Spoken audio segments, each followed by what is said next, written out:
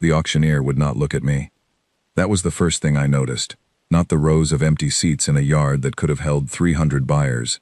Not the way the 6 remaining aliens in the back had pushed their chairs together like they were trying to shrink into a single creature. Not even the bizarre smell of the place, which hit like warm copper and old machinery baked under a sun that was not our own. No. What I noticed first was that the auctioneer would not look at me. He was a Velthori. I had seen a few of them around colony stations, tall, 6-limbed, with a lower pair of arms that they mostly kept folded against their midsection, unless they were doing something they considered important. His name was printed on a plastic badge clipped to his chest. Dressen. He had a podium, a small screen on a stand, and a laser pointer he kept clicking on and off even when there was nothing to point at. He was clearly a professional. He was clearly terrified. I had come to the Dallara Station auction yard looking for salvage equipment. I ran a one-man appraisal operation out of the station's lower ring. Nothing glamorous. I found things that broke down in space, assessed what they were worth, helped colonial buyers get them at a price that did not destroy their budgets. I had been doing it for 6 years. I was not rich. I was not particularly well known. I was just a man named Cale Morrow who was good at knowing what broken things were worth. Dressen called through the first 6 lots in about 40 minutes. A cargo loader with a cracked hydraulic arm, 2 crates of cooling units with mismatched seals, a sensor array from a model that had not been manufactured in 30 years. Standard stuff. The aliens in the back bought most of it, haggling with the kind of practiced disinterest that told me they had done this many times before. Then Dressen reached lot 7 and stopped talking. He looked at his screen. Then he looked at the door behind me, as though hoping someone else might walk in. No one did. He cleared his throat and looked at the screen again. The laser pointer clicked 3 times in a row with no target. Lot 7, he said finally. His translator bead rendered it in flat, clear English. 1 vessel. As found. No reserve price. I waited for a description. He did not give one. The alien buyers in the back started moving immediately. Not shifting in their seats. Actually getting up. Picking up their bags. Their equipment cases. Their small personal containers. All 6 of them. Moving toward the side exit, with the calm, unhurried speed of people who had already made a decision before Dressen even said the lot number. "What is it?" I called out, before the last of them reached the door. The nearest one stopped. It was a Velthori like Dressen, shorter, with gray patches around its upper eyes. It turned just enough to look at me.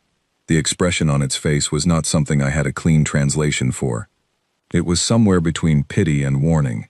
"Old," it said, in English that sounded practiced rather than translated. Then it walked out. The door sealed behind them with a soft compression sound. Dressen and I were alone in the auction yard. He was still not looking at me. "What's the opening bid?" I asked. "Whatever you want to offer," he said. I had never heard an auctioneer say that before.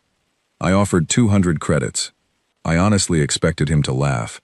He did not laugh. He brought the gavel down so fast the sound cracked off the aluminum walls before I had finished the number. His hand was shaking when he wrote up the receipt. I pointed that out. He told me it was a condition he had. I did not argue. He gave me a docking tag for Bay 9 of the outer ring, shook my hand once with 2 of his forearms, and walked out a different door than the buyers had used. I stood alone in the auction yard for a moment, holding a slip of paper and a docking tag for something that had just cost me 200 credits, and no description whatsoever. I should have asked more questions. I should have walked out. I should have done a dozen things other than what I actually did, which was pick up my jacket, push the door open, and walk toward Bay 9. The outer ring of Dallara Station was used mostly for long-term storage docking. Freighters that were between contracts, equipment barges waiting on buyers, the occasional private vessel whose owner was on an extended stay inside the station. Bay 9 was at the far end, separated from the others by a length of unused corridor that smelled like sealed air, like a room that had not been breathed in for a long time. The docking bay door was larger than any of the others I had passed. It was sealed with a standard lock, but the lock mechanism itself was not standard at all. The casing around it was made of a pale gray alloy I did not recognize, perfectly smooth, with no oxidation, no scratches, no signs of the ordinary wear that even the best materials developed over time. I pressed the docking tag to the reader. The lock opened immediately, without the usual 1-second processing delay. The door slid back. The light came first, spilling out into the corridor like the bay had been waiting to exhale. A soft, even white that did not flicker the way station lighting did. Then the scale of the thing hit me, and I stopped walking without deciding to stop. The ship was 1.2 kilometers long. I know that because I measured it later, when I had instruments and time, and a reason to record things carefully. In that first moment, standing in the doorway of a docking bay that should not have been able to contain it, the station's outer ring had been expanded around it at some point, I realized. Not the other way around. I did not have numbers. I just had the sight of something enormous and impossibly clean, its hull the color of old bone, its lines smooth and continuous, in a way that no welded, bolted, panel-built construction could achieve. It looked grown. It looked like a single object, without seams. The external lights along its hull were on. Not emergency lights, not maintenance lighting. All of them, running in a slow, even sequence from bow to stern, like a pulse. I walked toward it. There was a boarding ramp extended at its midpoint, reaching down to the bay floor like someone had been expecting a visitor. The ramp was the same bone-white alloy as the hull. My boots made almost no sound on it. The airlock at the top was open. I stepped through, and the interior lights came on around me, one section at a time, as if the ship was choosing how much to show me. The corridor I was standing in was 3 meters wide, and perfectly straight. Everything about it was designed for a human body. The panels at eye height, the handrails at hand height, the width that allowed 2 people to pass each other comfortably. I had expected alien architecture. I had expected angles that did not suit human joints, symbols I could not read, technology designed for hands that were not mine. Instead, the ship felt like it had been designed for me specifically. Near the end of the corridor, a screen lit up. Not a full display, just a small panel, about the size of a book. White text appeared on a dark background, simple and direct. Hello, I was not sure who would come. I am glad it was a human. I stared at the screen. You speak English, I said out loud. I learned it from your broadcasts. Your species has been transmitting into deep space for a long time. I had 11,000 years to study. 11,000 years was not a number I was ready to process. I looked at the corridor around me, at the clean floor, and the quiet lights, and the air that tasted like nothing. Perfectly neutral, the way very good filtered air did. What are you? I asked. I am the ship. My designation is the Unbroken Premise. I have been waiting in this bay for a long time. I was not always here, but I was placed here so that I would be available if someone like you came along. Someone like me, I repeated. A human, the screen said. Specifically, a human who showed up on their own. No title, no rank, just a person who walked in. I thought about the 200 credits. I thought about the auctioneer who would not look at me. I thought about 6 alien buyers who left their chairs so fast they did not stop to pick up their auction programs. I bought you for 200 credits, I said. There was a pause. Then, I am aware. The price was set by whoever was willing to say it first. I believe the previous auctioneer originally listed a reserve price of 12 million. It was removed. Removed by who? By everyone who understood what I am, the screen said. No one wanted to be the person who sold me. Selling me meant being the last one in the room with me. No one wanted that honor. But I'm in the room with you right now. Yes, the screen said. You are. The lights along the corridor ran another slow pulse, bow to stern. I should have asked why no one else bid. I should have asked a lot of things. Instead, I found the nearest seat, a low, wide bench built into the wall of the corridor, exactly the right height for a human to sit and think. And I sat down, and I looked at the screen with the white text on the dark background, and I said, I think you had better start from the beginning. I was hoping you would say that, the Unbroken Premise replied. And for the first time in 6 years of quiet, ordinary, unremarkable work, I had the strange and overwhelming sense that my life was about to become something else entirely. I was right. I just did not know yet how completely right I was. I spent the first night on the ship because I could not make myself leave it. That is the honest answer. I could have walked back to my quarters in the lower ring, eaten dinner, slept in my own bed, and come back in the morning like a sensible person. but the corridors of the unbroken premise had a quality I did not have a word for. Quiet, but not empty. Still, but not dead. Every time I turned a corner, the lights came on a second before I needed them. The temperature adjusted without my asking. When I found the small galley near the ship's midsection, stocked, I noticed with some confusion, with sealed food packs that matched standard human nutritional requirements. The heating unit activated the moment I reached for one.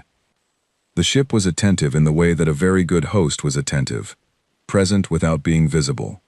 Premise communicated through panels placed at regular intervals through the corridors, small book-sized screens with white text on dark backgrounds. Occasionally, when I asked a complicated question, the text would pause mid-sentence and I would wait, and then the answer would continue as though it had needed to consider exactly how much to tell me at once.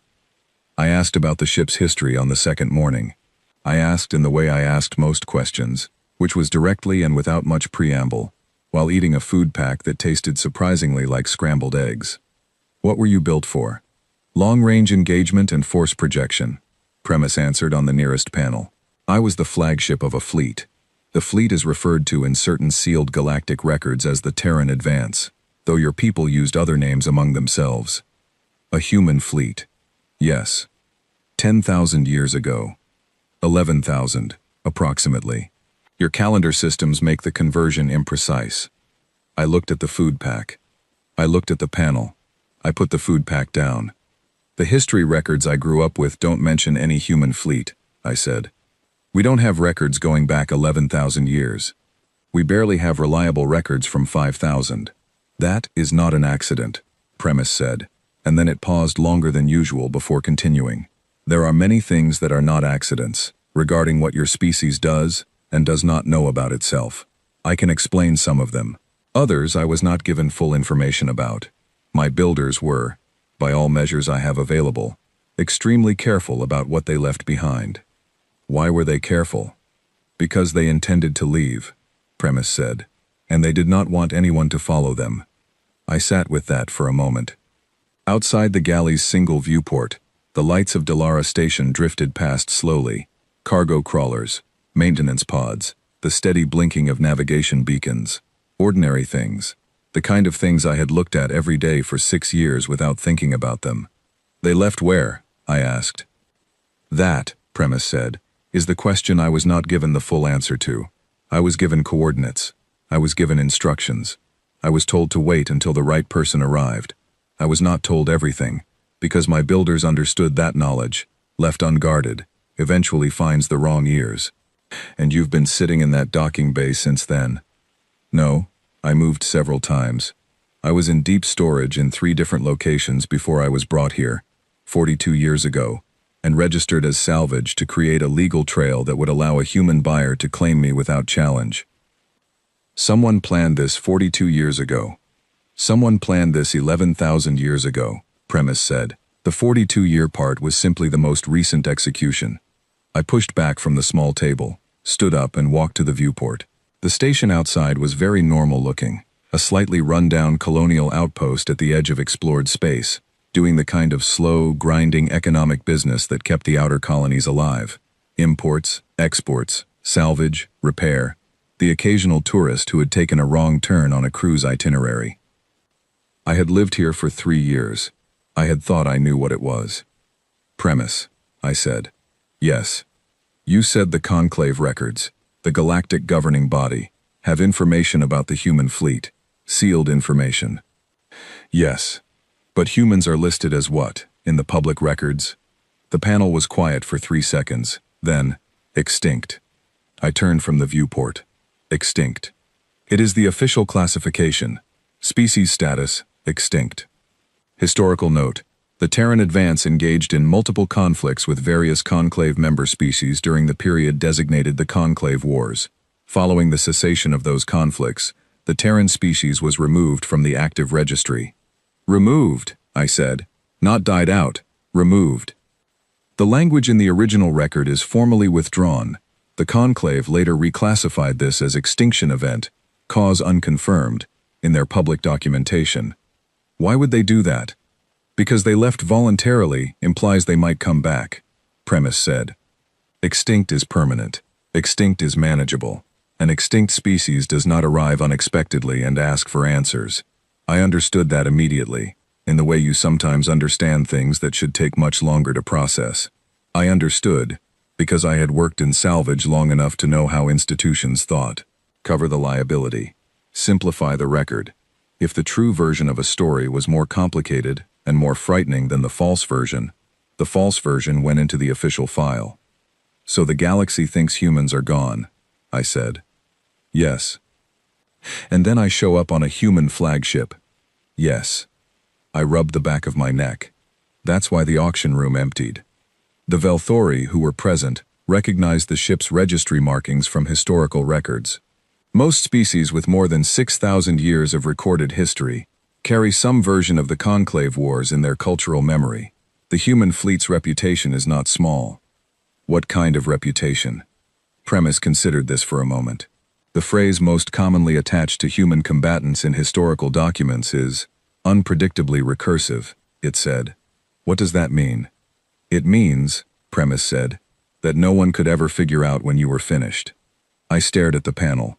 Outside the viewport, a cargo crawler drifted past with a blinking yellow light on its underside.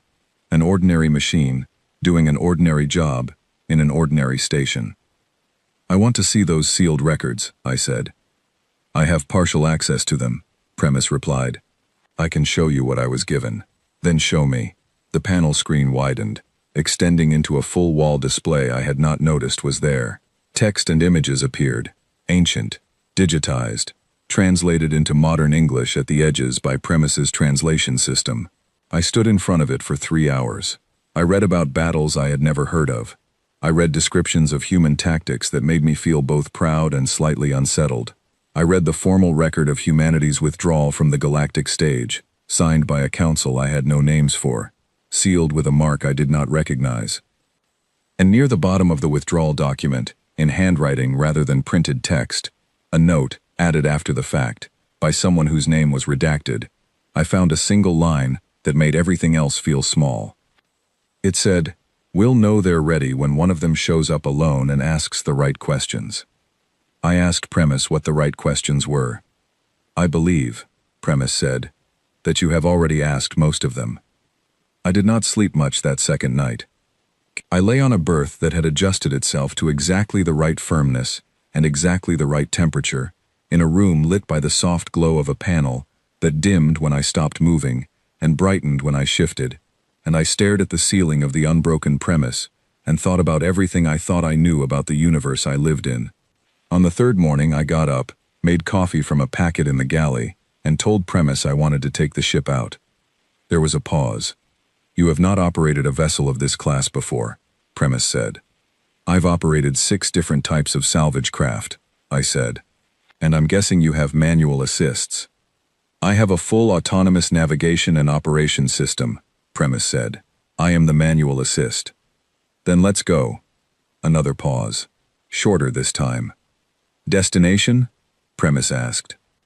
I thought about it. I had no plan yet. I had no idea what came next. But I had the strange, clear feeling that staying in Delara Station's outer ring was not something I was going to be able to do much longer, and I was right about that in ways I did not fully understand yet.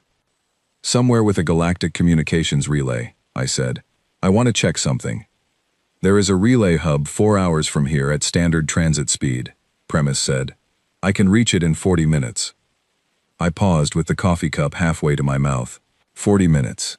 "I am a flagship, Kale Morrow," Premise said. "I was not built for standard speed." I finished the coffee. I set the cup down. "Then let's not use standard speed," I said. The ship moved out of the docking bay with a smoothness that was almost impossible to believe. No vibration, no mechanical noise, just the slow, certain motion of something massive and completely in control of itself. I stood at the forward viewport and watched Delara Station shrink behind us. The relay hub was listed as 4 hours away. We reached it in 38 minutes. I tried to access my standard broker contacts through the relay. The first one I called was a supply trader named Owen Hadley, who dealt in ship equipment and had contacts across 6 star systems. I had worked with him a dozen times. He answered immediately, the way he always did. with the cheerful and slightly exhausted look of someone who was always in the middle of three things at once. Then he looked at what was behind me. His face changed in a way I had not expected. Not surprise, not curiosity. The color left it. Completely and quickly, like water draining from a glass. "Is that?" he started. "I bought it at auction," I said. "I'm trying to find its market value for—" "Kale," Owen said, in a voice that was very careful and very quiet. "I cannot help you with this." "Owen, it's just a ship." He shook his head once, and then he cut the connection. I tried 4 more contacts. The sequence was the same each time. They answered. They saw what was behind me. They ended the call. The fastest one lasted 9 seconds. The slowest lasted almost a minute. A freight broker named Clara Webb, who I had worked with for 4 years, and who I considered a genuine friend. She stayed on long enough to say, "I'm sorry, Cale. I truly am, but you have to understand what you've got there." Then she was gone too. I leaned back in the captain's chair, a wide, low seat positioned at the center of the bridge with a clear line of sight to every forward screen, and looked at the panel beside me. "They all recognize the ship," I said. "Yes," Premise said. "From the history records." "Your species' reputation in those records is extensive," Premise said. "Most species with long institutional memories have strong reactions to Terran designation markings. The reaction is almost always the same, a strong desire to be somewhere else. Even though humans are officially extinct, perhaps especially because of that," Premise said, "an extinct species that still has a functioning flagship raises questions that most people would rather not have answers to." I looked at the forward screens. The relay hub was visible as a cluster of silver structures, slowly rotating. Beyond it, the dark, and the stars, and the enormous, ordinary universe that had apparently been quietly terrified of my species for 11,000 years, without my knowing. "All right," I said. "Let's go further out. I want to see what else is out there." "How far?" Premise asked. I thought about 6 years of ordinary work. I thought about the auction yard with its empty seats. I thought about Owen Hadley's face draining of color in 3 seconds. "Far enough that we stop being ordinary," I said. Premise's engines, silent, as always, changed pitch by a frequency too low for human ears to catch, but I felt it in the floor. A deepening, a settling. "Understood," Premise said, and we went. The Thresson destroyers came out of folded space in a formation I later learned was called a convergence pincer. 3 ships, each roughly 400 meters long, dropping into normal space in a triangle around us, with a precision that meant either very good navigation or a very practiced crew, probably both. The light off their hulls was a deep reddish-brown, the color of the Thresson Compact's military colors. I had looked them up after Premise identified the registry during our transit.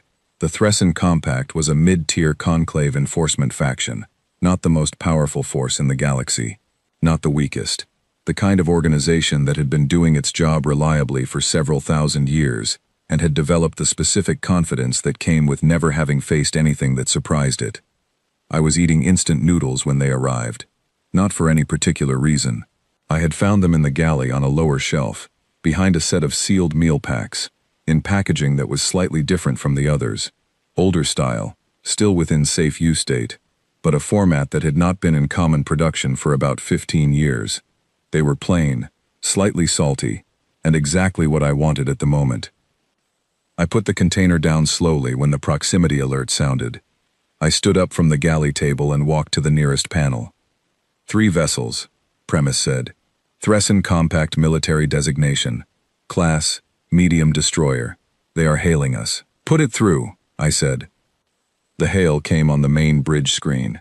The commander of the lead destroyer was a species I had not encountered before, broad-shouldered in a way that suggested dense muscle under a narrow frame, with a crest of flat scales running from the crown of its head down to where a human's collar would be. Its uniform was the same reddish-brown as its ship. It looked at me the way officials usually looked at someone they expected to offer no resistance. "This is Commander Velans, of the Thresson Compact Enforcement Division," it said, its translator rendering the words in flat, precise English. "You are operating an unlicensed Class Omega restricted vessel. You are ordered to stand down all power systems and prepare for boarding and seizure. Compliance will be noted in your processing record. I looked at the screen. I did not say anything for 11 seconds. I counted them. This was not strategy. I was genuinely trying to decide what to say. But in the gap of those 11 seconds, something shifted in Commander Velanz's expression. Something that had been composed and official started to look slightly less certain. Identify, I said finally, the officer who authorized this approach. Velanz blinked. I am the authorizing officer. Above you, I said. Another blink. The authorization came through standard compact protocol. I need the name of the individual who signed the approach order, I said. My voice was calm, because I was calm. I was calm because I was genuinely confused about what was happening and was trying to gather information. And confusion and careful calm look extremely similar from the outside. This vessel carries historical designation. Approach authorization for a vessel with this classification should have come from a senior conclave officer, not compact protocol. I want to know who cleared this. Velanz looked at someone off-screen, a quick, involuntary glance. You are not in a position to make demands, Velanz said. I'm not making a demand, I said. I am asking a procedural question. There is a difference. I looked at the panel beside me. Premise. What is the current targeting status? All 3 vessels have been within targeting range since they exited fold space, Premise said, loud enough for the channel to carry. Lock was established automatically on approach. Standard operating protocol for vessels of my class when encountering unidentified military contact. Velanz had not moved, but the officer who had been off-screen a moment ago appeared in the edge of the frame for half a second and then disappeared again. You are operating a decommissioned vessel, Velanz said. Its voice was slightly less flat than it had been. The weapons systems on that ship have not been active in... How would you know what's active? I asked. Silence. I let it sit for a moment. I've reviewed your approach formation, I said. I want to note it in the record. Standard convergence pincer for a high-confidence seizure operation. Yes? Against a solo vessel with no recorded support. Is that the standard assessment your team ran before insertion? Velanz looked at me.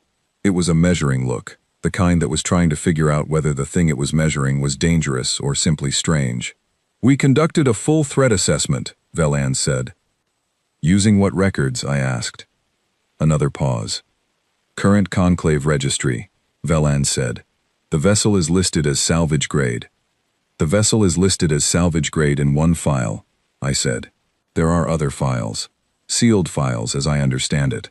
You pulled the public record and ran your assessment on that.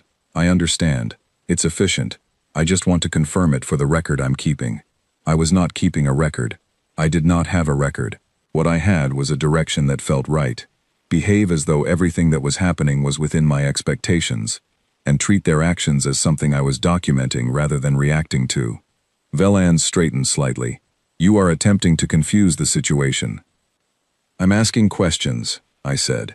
If the situation gets confusing, that's something worth examining. I turned to the panel beside me. Premise. There's a piece of debris from the relay hub, decommissioning last cycle. About 40,000 kilometers off our stern port. Can you hit it? Yes, Premise said simply. Please do that, I said.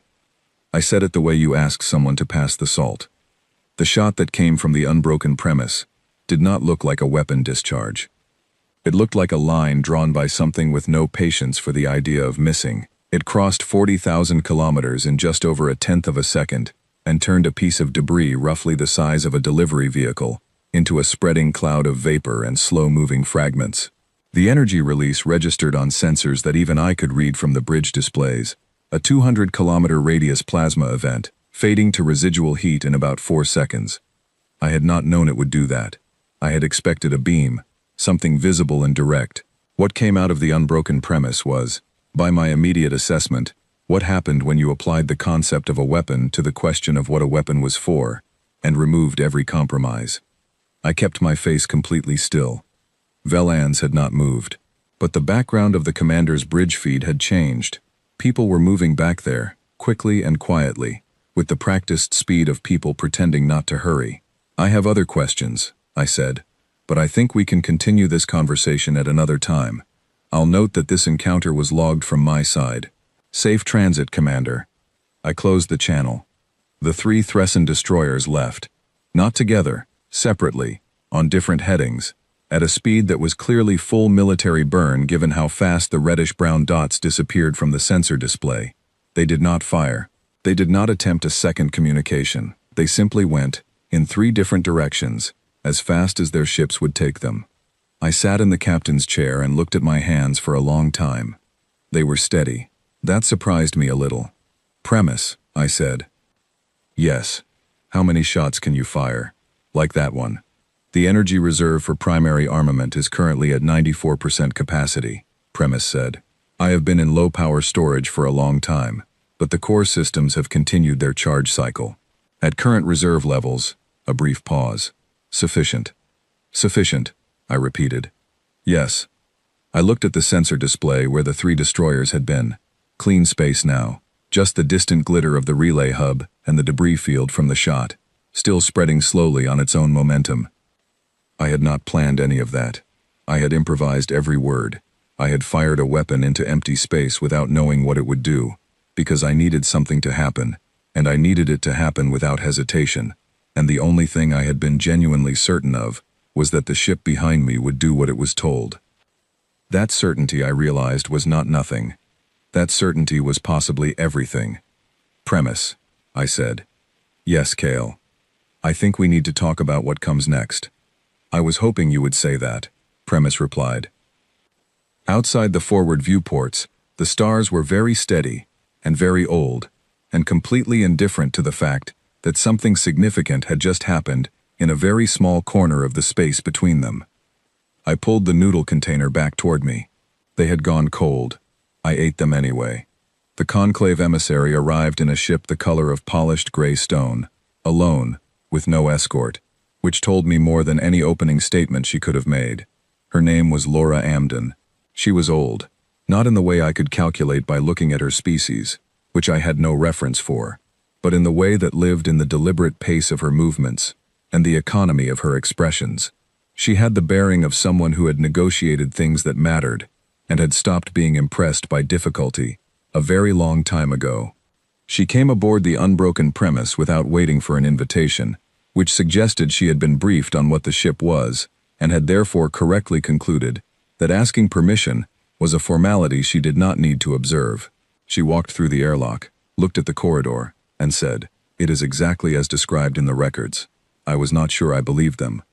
"Which records?" I asked.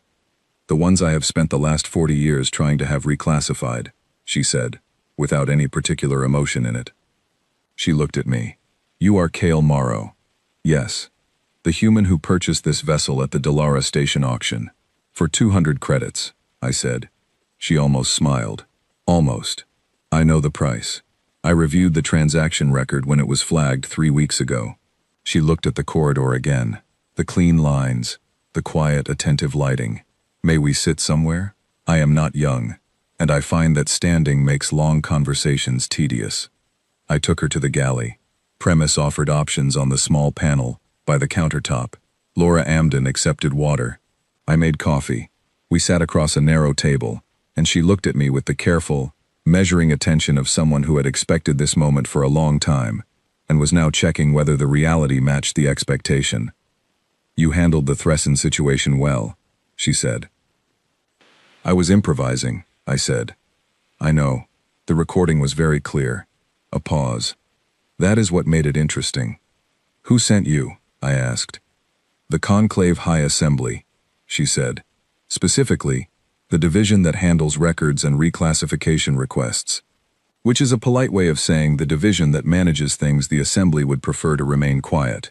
Things like extinct species showing up with their flagship, among other things." She set her water down. "I am here to negotiate, Mr. Morrow." "Negotiate what?" "That depends entirely on what you want," she said.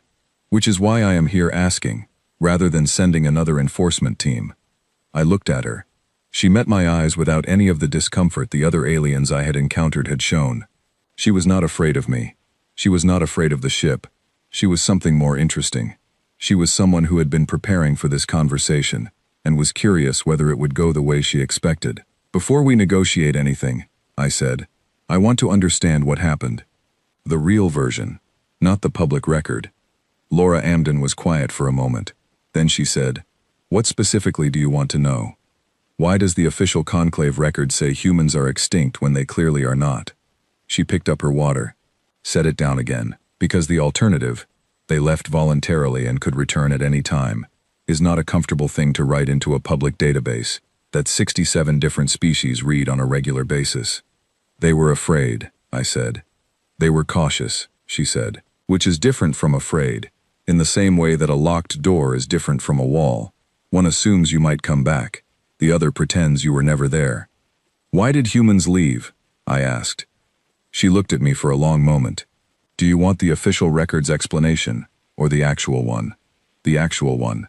The actual one, she said, is that your people looked at the state of the galactic community, approximately 11,000 years ago, and collectively decided that the rest of us were not ready.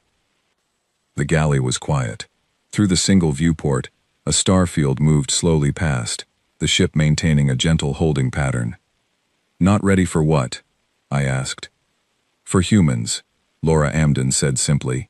Your species, Mr. Morrow, has a particular way of engaging with the world.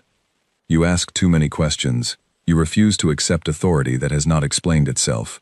You form attachments to strangers with a speed that other species find disorienting. You persist through situations that any reasonable analysis would identify as unwinnable. And when you fight with a commitment to continuity that is, she paused, genuinely terrifying to species that measure conflict in terms of acceptable losses. That sounds like a compliment, I said. It is not a criticism, she said. It is an observation. 11,000 years ago, the galactic community was not in a position to absorb what your people were. The conflicts of that period, the conclave wars. Yes, those conflicts left most member species with a very specific understanding of what prolonged contact with humanity produced. Your people reached the same understanding from the other direction. They were tired, and they were not interested in spending another 10,000 years in a community that was going to respond to everything they did with fear. So they left. So they left, she said. And the ship behind you was the last thing they left behind. I looked at the panel beside the table. Premise was quiet, listening. I could tell there was a quality to the ship's attentiveness that I had started to recognize over the weeks I had been on board. A slight change in the air, a readiness that was not tension, but its calmer cousin.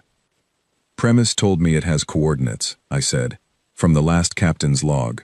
Laura Amden's expression changed very slightly. Yes, I was aware there was a final log. I was not aware of the full content. It says to follow the coordinates when the rest of the galaxy is ready. I set my coffee cup down. How do you know if they're ready? I don't know, she said honestly. That assessment was left to whoever found the ship. She looked at me steadily. That is you, Mr. Morrow. I sat back. The weight of that was considerable. Not crushing, just considerable. The way a large and unexpected responsibility had weight without necessarily being impossible to carry. The Thressen Compact filed a formal complaint, I said, after the encounter. I know. I reviewed it. And the complaint was filed in the category of unresolved contact with high designation historical vessel, she said, which is a category that technically falls under assembly oversight, not compact jurisdiction. So the complaint is currently sitting in a queue that I control, and it will remain in that queue for as long as I choose. You're protecting me, I said. I am managing a situation, she said, which is what I do. A brief pause. But yes, also that. I looked at her. She looked at me. Outside the viewport, the stars continued their slow drift. I need time, I said, before I go anywhere. How much time? 3 weeks, I said. I was not entirely sure where the number came from, but it felt right. Laura Amden considered this. 3 weeks, she repeated. What will you do in 3 weeks? I don't know yet, I said, but I know it's the right amount of time. She stood up from the table, slowly, with the unhurried care of someone who had learned to conserve effort. She straightened her jacket. She looked at the corridor beyond the galley door, at the clean, attentive, ancient hallway of the unbroken premise. I will give you 3 weeks, she said. After that, the situation becomes significantly harder to manage. I understand, I said. She nodded once, with the kind of formality that came from long practice rather than coldness. Then she walked back toward the airlock, and the ship's lights came on before her and dimmed gently behind her, and she left the way she had come. I sat in the galley for a long time after that. In the deepest memory core of the ship, I knew there was a captain's log, a sealed entry, a message written 11,000 years ago by someone who had put a hand to an input surface and chosen their words carefully, knowing exactly the kind of person who would one day read them. I went to find it. The memory core was 3 levels below the bridge, in a room that was smaller than I expected, a round space with a single seat and a single screen, designed for one person to sit in privacy, the kind of room where important things were meant to happen quietly. The entry was marked with a simple flag, for whoever this finds. I opened it. The writing was older than any English I had studied. Premise had translated it smoothly, with a note at the top that some phrases had no direct modern equivalent and had been approximated. The log was long, not one entry but many, layered over time, different voices added by different people before the final departure. The last voice was calm, direct, not dramatic. It said, "If you are reading this, you found the ship. That means you are human. That means you are probably confused, probably a little overwhelmed, and probably already asking better questions than the people who were supposed to be in charge. That is us. That is what we are like." It said, "We left because we were tired, and because the rest of them were not ready. They are afraid of us for the wrong reasons. They think it is our weapons, or our persistence, or the way we refuse to stay down. But the thing they are actually afraid of is simpler than that. They are afraid of us because we genuinely believe that things can be better, and we act like it, and that makes everything around us uncomfortable." It said, "Come find us when you think they are ready.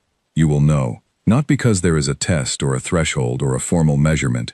You will know because you will feel it. The way the people around you respond when you are just being yourself, when they stop flinching, when they sit down with you instead of running, when they disagree with you without being afraid of what that disagreement might cost them."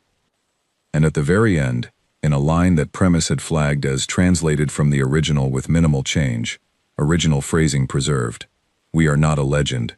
We are not a myth. We are just people. We were always just people. Come and remind them of that." Below that, a set of coordinates. And one more line. "We'll be there. We've been waiting." I sat in that small room for a long time, reading the log again and again, until I had it in my memory, and then I sat a little longer, just sitting. Then I stood up, and walked back to the bridge, and started making a list. The first morning of the 3 weeks, I went back to Delara Station. Not in the ship. I left the unbroken premise at the outer relay point, and took a transit pod back to the station, the kind of anonymous 6-person transport that ran every 4 hours. I wore ordinary clothes. I carried a small bag with a change of clothes and some credits. I looked exactly like what I had always been, a slightly tired man in his mid-30s, who worked in salvage and spent too much time in transit corridors. No one on the transit pod recognized me. No one looked at me twice. I was entirely unremarkable, and I found I had missed that more than I expected. The station's lower ring was busy in the early shift. Cargo workers, supply runners, the mobile food vendors who set up their carts near the freight lifts and did a reliable business in quick meals and hot drinks. I bought coffee from a vendor named Ellis, who I had been buying coffee from for 2 years. Ellis was a heavy-set man with a cheerful approach to most things and a strong opinion about the correct ratio of grounds to water. "You've been off station," Ellis said, handing me the cup. "A few weeks," I said. "Hear you bought something interesting at the Delara auction." I looked at him. Ellis was grinning, the way he grinned when he had a piece of information he thought you would find funny. "Word travels," I said. "Dressen hasn't stopped talking about it," Ellis said. "Says you walked in alone, bought the last lot, and walked out like you'd just picked up a used cargo net." He shook his head. Dressen looked like he'd seen his own ghost, according to the people who were there. "I paid 200 credits," I said. "That's the part that kills me," Ellis said, laughing. He pointed at the cup. 200 credits. On the house today." I drank the coffee and walked the lower ring the way I used to walk it, stopping at the places I knew, talking to the people I recognized. The dockside repair crew that was always 3 jobs behind schedule. The small parts vendor named Helen who ran her stall with the kind of systematic efficiency that made you feel guilty for not being more organized. The colony supply coordinator, a quiet man named Dan, who managed incoming shipments with the careful energy of someone who knew that an error on his end meant a colony station somewhere went short on medicine or food or filtration components. I listened more than I talked. I was good at that. It was most of what salvage appraisal required. The ability to listen to what something was telling you about itself, whether that something was a broken machine or a person explaining why the machine had broken. What I heard in the lower ring, in those first days, was not dramatic. It was ordinary. The kind of ordinary that accumulated into something significant when you paid enough attention. Helen told me about the new import tariff from the Conclave Trade Division, which had added 18% to the cost of medical supply components, and was pushing the outer colonies into creative interpretations of what counted as a medical supply. Dan told me that 3 scheduled resupply transports in the last quarter had been rerouted by compact enforcement for documentation checks, and had arrived 12 days late, which meant a colony station in the next sector over had spent 12 days on emergency water rationing. The repair crew told me about a contract dispute with a Conclave-affiliated shipping company that had been going on for 14 months, and had not resolved because the company's legal team kept requesting extensions in a jurisdiction where extensions had no limit. None of these people said they were suffering. None of them asked for anything. They talked the way people talked when they were accustomed to the situation they were in, when the friction of their daily lives had become so normal that describing it to someone felt like describing the weather. Informational, not a complaint. I had heard all of it before, in 100 different forms, in 6 years of working the outer colonial circuits. I had just never listened to it with the particular attention I was bringing to it now. On the 5th day, I went to see a colony air recycler unit that had been flagged for disposal. It was in the lower ring maintenance bay, officially beyond economic repair. The Conclave Maintenance Authority had assessed it and decided that the cost of replacement parts exceeded the value of continued operation. The colony station it came from had been told to budget for a new unit, which would arrive in approximately 14 months. I looked at it for 20 minutes. Then I went back to the unbroken premise, found the engineering bay on the 4th level, which was larger than some station hangars I had worked in, and stocked with fabrication equipment that was technically beyond anything currently manufactured, and I made a list of parts. Premise made them. Not quickly. It took most of a day, and Premise told me several times that the fabrication systems were designed for considerably larger components, and this was a somewhat tedious application of significant capacity. I told Premise I appreciated the patience. Premise said patience was not the constraint. It simply wanted me to understand what the systems were for. I told Premise I understood, and that I was choosing to use them for this anyway. There was a pause that I had started to identify as Premise, considering whether to argue, followed by the sound of fabrication systems starting up. I brought the parts back to the station the following morning. The maintenance crew looked at me with the expression people wore when they were trying to figure out what category to put something in. I showed them how the parts fit. I showed them the recalibration sequence. It took 4 hours. At the end of it, the air recycler unit ran cleaner than it had when it was new. The crew chief, a woman named Pat, with a grease mark on her left cheek that she had apparently not noticed, looked at the unit running, and then looked at me. "What do we owe you?" she asked. "Nothing," I said. She looked at me for a long moment, with the expression of someone who expected a catch. "There's no catch," I said. She nodded slowly. "All right," she said. Then she went back to work. No ceremony, no particular fuss. Just absorbed it and moved on, the way competent people absorbed useful things. On the 8th day, I had a different kind of morning. A group of 3 Velthori traders had been in a dock dispute with a compact-affiliated freight company for the better part of a week. The dispute was, as far as I could understand it, about a cargo hold charge that the freight company had applied retroactively to a transit that had already been completed and paid for. The Velthori had filed a formal objection. The freight company had filed a counter-objection. Both objections were sitting in a queue. The Velthori could not move their cargo until the queue resolved. The queue had no estimated resolution date. I sat down with the lead trader, whose name was Oss, at a table near the freight coordinator's office. Oss explained the situation to me with the patient, tired clarity of someone who had explained it many times already. "Who do I talk to at the freight company?" I asked. Oss looked at me. "You want to involve yourself in this?" "I want to understand the shape of it," I said. "Who's the contact?" The contact was a middle manager named Grant Venn, reached by a communications terminal in the coordinator's office. Grant Venn had the specific energy of someone who managed disputes for a living and had developed a comfortable distance from the outcomes. I introduced myself. I told him I was reviewing the transaction record. I asked him to confirm the date the additional charge was applied. He confirmed it. It was after the transit had cleared customs on the receiving end. "So the charge was applied to a completed transit," I said. "The assessment period," he started. "The assessment period is listed in your own contract as applicable to transits in progress," I said.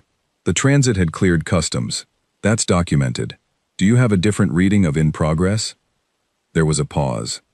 "I would need to review the contract language," Grant Venn said. "I can wait," I said. He put me on hold. The hold music was a pattern of tones that had no melody. I sat and listened to it for 4 minutes. When Grant Venn came back, he said the charge would be reviewed and likely reversed, pending documentation from the original transit manifest. Oss, who had been standing in the doorway listening, looked at me when I ended the call. "That took 11 minutes, Oss said. "The situation was straightforward," I said. "It just needed someone to ask the right question in the right order." Oss looked at me for a moment with an expression I was starting to recognize, the one that appeared on faces when humans did something that was not particularly impressive by human standards, but landed differently than expected in the wider world. A look that was trying to decide whether to say something or simply absorb the experience quietly. Oss chose quietly. "Thank you," was all it said. I nodded and went back to the lower ring. On the 12th day, I met a Velthori family who had been waiting 3 months for a passage permit to a colony station where they had relatives. The permit process had stalled at a mid-level administrative office for reasons that no one had formally explained. I asked questions. I followed the paper trail. I found that the stall was not a bureaucratic error. It was a deliberate slowdown by a compact official who was in a fee dispute with the colony station in question and who had decided that inconveniencing applicants was a way to apply pressure. I wrote a 4-paragraph summary of this situation and sent it, via the Unbroken Premises Communications Array, to 6 different conclave administrative offices simultaneously. The summary contained no threats. It contained only facts, in clear order, with the relevant documentation attached. The permit cleared the following morning. I got a message from Laura Amden that said only, "They noticed." I sent back, "Good." On the 16th day, I helped a young man named Owen, not my contact, a different Owen, 19 years old and working his first cargo job, navigate a shift scheduling problem that was going to cost him his position if not resolved by end of the week. The problem was not complicated. Owen just didn't know which question to ask first. I showed him. He resolved it himself, using the information I had given him, and when it was done, he looked at the result with the startled satisfaction of someone who has just discovered they were capable of something they had not been sure of. "How did you know that would work?" he asked. "I didn't know for certain," I said, "but I knew it was the right place to start." He nodded, with the look of someone filing information for future use. On the 20th day, I went back to the unbroken premise and sat in the captain's chair and thought about what I had spent 3 weeks doing. Not fighting, not demonstrating, not making speeches or issuing demands, or conducting any kind of formal negotiation. Just asking questions and sitting down with people, and following problems to their practical solutions, and being, as completely as I could manage, exactly what I was, a person who paid attention and refused to be discouraged by friction, and found that most problems were smaller than they appeared, once you started from the right place. Laura Amden had been right. That was what humans were like. Not the reputation, not the old fear, just this. I accessed the captain's log again. I read the last line again. "Come find us when you think they are ready." I thought about Helen and the tariff. I thought about Dan and the water rationing. I thought about Oss and 11 minutes on a communications terminal. I thought about young Owen's face, when a problem he could not solve became one he had just solved. I thought about Ellis, still making coffee at the same cart, still getting the ratio exactly right, still calling it the house when the day deserved it. I thought about the 3 Thressen destroyers leaving in 3 different directions without firing a shot. I thought about Dressen the auctioneer, shaking hands with 2 of his 4 arms and walking out the door. Premise, I said. Yes, Kale. I'm ready to send the transmission. To the coordinates in the final log. Yes. A pause, the kind Premise used when it was being careful. Are you certain? It asked. I'm not certain of anything, I said. But I'm going to do it anyway. That's sort of the point. If a ship could smile, I thought Premise might have done something in that direction. The air in the bridge felt slightly different, not different in any measurable way, just the way a room felt when the thing that had been waiting in it for a very long time finally exhaled. Ready to transmit, Premise said. I had written 17 words. I had worked on them for a week. Not drafting and redrafting the way you did with formal documents, but carrying them around and checking them against what I had seen, and what I knew, and what the last captain's log had said. 17 words. Hey, I found the ship. I think the rest of you should come see this. Send it, I said. The transmission went out on a frequency that was not in any current conclave registry, through channels that the unbroken Premise carried in its deepest communication archive, aimed at coordinates that no current navigational database listed as anything other than empty space. I waited. Premise's chronometer showed 43 seconds passing. Then the response came. Not one voice, not a formal, structured acknowledgement on a clean channel. The response that came back was a broad signal, uncompressed, carrying everything at once. Dozens of voices, talking simultaneously, in a cascade of overlapping English accents and dialects, some of which I recognized, and some of which had changed in 11,000 years, in ways that felt warm and familiar, rather than strange. People asking questions and answering them. People laughing. People arguing about something I could not quite catch in the overlap. Someone in the background saying something about coordinates, and someone else saying they already had the coordinates. The unbroken Premises translation core flagged the signal with a single annotation. Standard human coordination in progress. I stared at the communication display for a long moment. Then I looked at the forward viewports. They came out of fold space in 1s and 2s, and then in groups, ships of sizes I had no reference for, in hull styles that were human in their design logic but had evolved over 11 millennia into forms that were breathtaking in the literal sense, in that I forgot to breathe for the first few seconds of watching. They were not arranged in a military formation. They were arranged the way people arrived when they had heard something interesting was happening, from every direction, at every speed, some of them clearly having dropped whatever they were doing to get here first. 10,000 ships. Approximately. Premise counted them later. At the moment, looking out the viewport, I stopped at about 60 before the scale of it stopped being a number and became simply a fact about the universe. The communications channel was still carrying the cascade of voices. Somewhere in it, cutting through clearly for just a second, someone said, "Is that the premise? The actual premise?" Someone asked if it's in good shape. I pressed the channel open. "It's in good shape," I said. "I've been taking care of it."